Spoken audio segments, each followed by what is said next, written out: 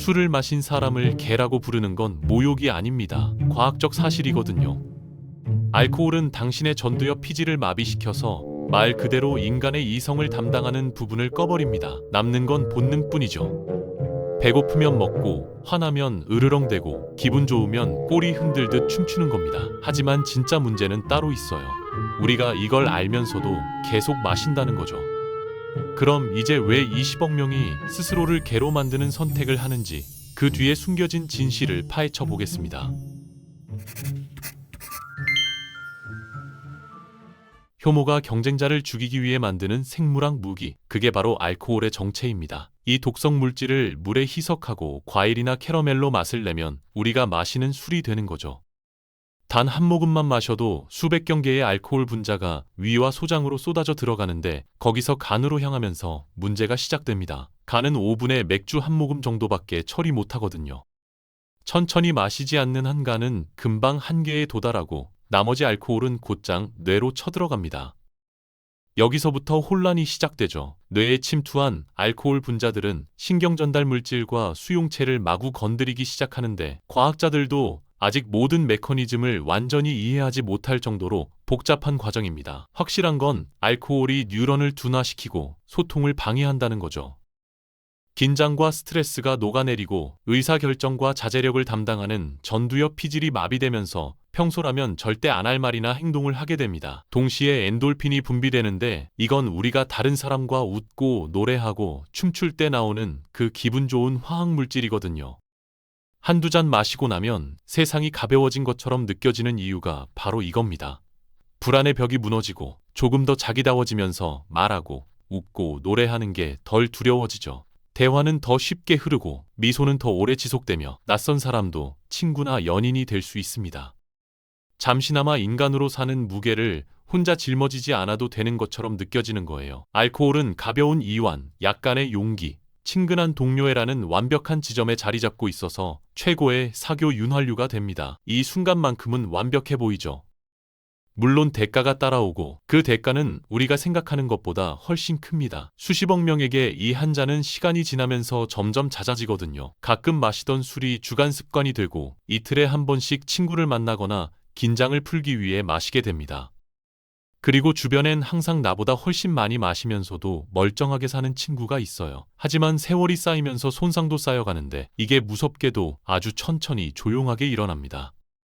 알코올 분자는 물과 지방에 모두 녹기 때문에 거의 모든 세포와 조직에 침투할 수 있습니다. 몸이 알코올을 분해하면 아세트알데히드라는 물질로 변하는데 이건 알코올보다 훨씬 더 독성이 강해서 조직, 세포, DNA를 망가뜨리죠. 뇌에서는 뉴런이 수축하고 연결이 끊어지면서 뇌의 다른 부분들이 소통하기 어려워집니다. 뇌가 위축되면 기억력이 흐려지고 사고가 느려지며 치매 위험이 높아지는데 이건 40대, 50대에 갑자기 나타나는 게 아니라 20대, 30대부터 서서히 진행되는 과정이거든요. 언제 얼마나 마시느냐도 중요합니다. 어릴수록 피해가 크고 한 번에 많이 마실수록 더 심각해져요. 인간의 뇌는 20대 중반까지 완전히 발달하지 않기 때문에 그 전에 마시는 건 시멘트가 굳기 전에 망치로 내리치는 것과 같습니다. 20대 초반의 필름 끊김 수준의 음주는 최대 1년간 정신적 문제를 일으킬 수 있어요. 방에 왜 들어왔는지 잊어버리거나 새로운 걸 배우기 어려워지는 식으로요. 10대 후반의 폭음은 조기 치매의 가장 큰 위험 요인 중 하나이기도 하죠. 젊을 때 마신 술이 수십 년 뒤 당신의 기억을 앗아갈 수 있다는 겁니다.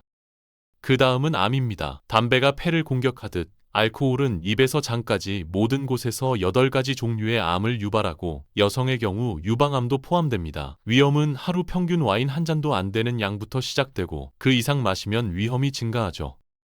전 세계적으로 알코올은 매년 약 74만 건의 새로운 암을 유발해서 40만 명이 사망하게 만듭니다. 이 숫자는 매년 중형 도시 하나가 통째로 사라지는 거나 마찬가지거든요.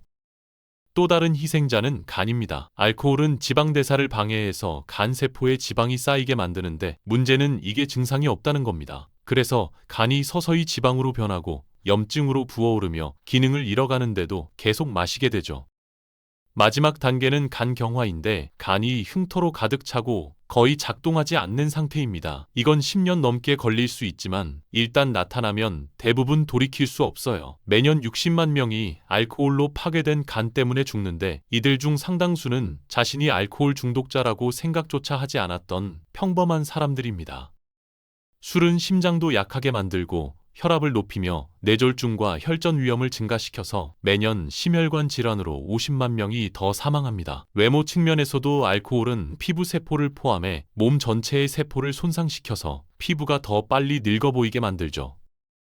알코올 자체에 칼로리가 많을 뿐 아니라 많은 사람을 매우 배고프게 만들어서 음주는 체중 증가의 거대한 원인이고 비만 위험을 높여 다른 건강 문제로 이어지는 문을 열어줍니다.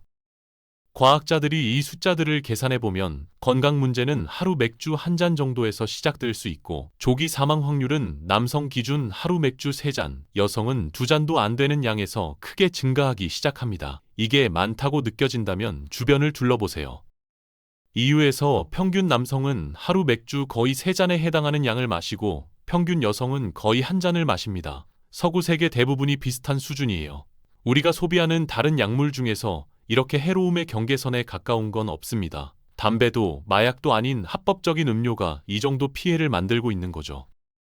알코올은 또 다른 이유로도 독특합니다. 다른 사람을 파괴하는 능력이 비교할 수 없을 정도로 강하거든요. 알코올은 엄청난 양의 사고를 일으킵니다. 몇 잔의 술로 인한 무감각과 탈억제는 발코니, 바다, 도로에서 정말 멍청한 위험을 감수하려는 서툰 생물로 당신을 변화시키죠. 매년 알코올로 인한 사고로 50만 명이 사망하는데 그중 30만 명은 교통사고 희생자입니다. 하지만 교통사고 사망자의 절반 이상은 술을 마시지 않았어요. 그냥 다른 누군가가 마셨기 때문에 죽은 겁니다. 집에 무사히 돌아가야 할 사람들이 술 취한 운전자 때문에 영영 돌아가지 못하는 거예요. 알코올은 폭력의 주요 원인이기도 합니다. 술집 싸움부터 가정폭력, 다른 잔인한 폭행과 살인까지요. 나라마다 수치는 다르지만 기본적으로 모든 폭력 범죄와 성폭행의 50%가 술에 취한 가해자에 의해 저질러지거든요. 매년 알코올로 인한 범죄로 약 10만 명이 사망하는데 이건 피사 같은 도시 하나가 매년 술 취한 폭도에게 학살당하는 거나 마찬가지입니다. 피해자들은 대부분 아무 잘못도 없었고 그저 잘못된 시간에 잘못된 장소에 있었을 뿐이죠.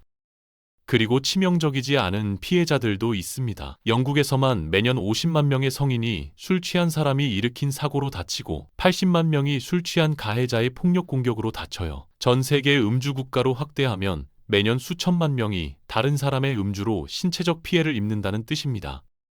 가장 무고한 방관자는 매년 태어나는 60만 명의 아기들인데 이들은 임신 중 음주로 인한 태아 알코올 스펙트럼 장애라는 평생 지속되는 파괴적인 상태를 안고 태어납니다. 이 아이들은 선택의 여지조차 없었어요.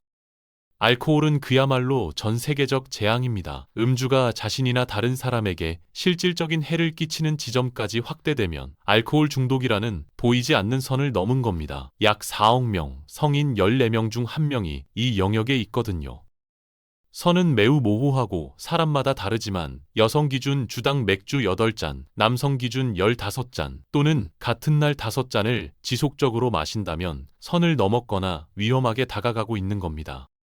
그 4억 명 중 절반 이상은 훨씬 더 깊은 함정에 빠졌습니다. 바로 의존성이죠. 알코올이 신체적으로나 심리적으로 필요한 무언가가 된 상태인데 유럽과 아메리카에서는 성인 20명 중 1명이 이 그물에 걸려 있어요. 알코올 중독의 전형적인 이미지는 극단적입니다. 병을 준 노숙자나 항상 취해서 아이들에게 소리 지르는 아버지 같은 거죠. 하지만 훨씬 더 조용할 수 있습니다. 미국 연구에 따르면 알코올 중독자의 최대 50%는 겉으로 드러나지 않을 수 있거든요. 크게 두 그룹으로 나뉘는데 문제없는 젊은 성인들과 성공적인 경력과 가족을 가진 중년 전문직 종사자들입니다. 이들은 반사회적 행동을 보이지 않고 의무를 다하며 진단받은 건강 상태도 없어요. 하지만 평균적으로 하루 맥주 4잔을 마시고 매주 취하는데도 본인이나 가족조차 알아차리지 못할 수 있습니다. 저녁 식사나 퇴근 후 파티에서 한 잔 마시는 걸 아무도 의심하지 않거든요. 하지만 바로 그게 알코올을 위험하게 만드는 겁니다. 이렇게 널리 받아들여지고 무심코 소비되며 쉽게 무시되는 약물은 다른 데 없어요. 그럼 어떻게 이 지경까지 왔을까요? 우리는 인간 존재의 가장 큰 도전 중 하나를 해결하기 위해 알코올과 계약을 맺었습니다. 인간 상호작용은 복잡하거든요. 우리는 친밀함을 갈망하지만 동시에 불안하고 어색하며 서로를 경계합니다. 내가 말을 너무 많이 하나? 이 사람이 날 진짜 좋아할까? 바보 같은 말을 하면 어쩐지? 이런 고민들이 끊임없이 머릿속을 맴돌죠. 이 문제를 헤쳐나가는 방법은 많은데 알코올이 유일한 해결책은 아니지만 확실히 그중 하나입니다. 다른 사람과 연결되는 문제에 대한 진짜이고 쉬운 해결책이거든요. 연구들도 우리가 수천 년간 알아온 걸 확인해 줍니다.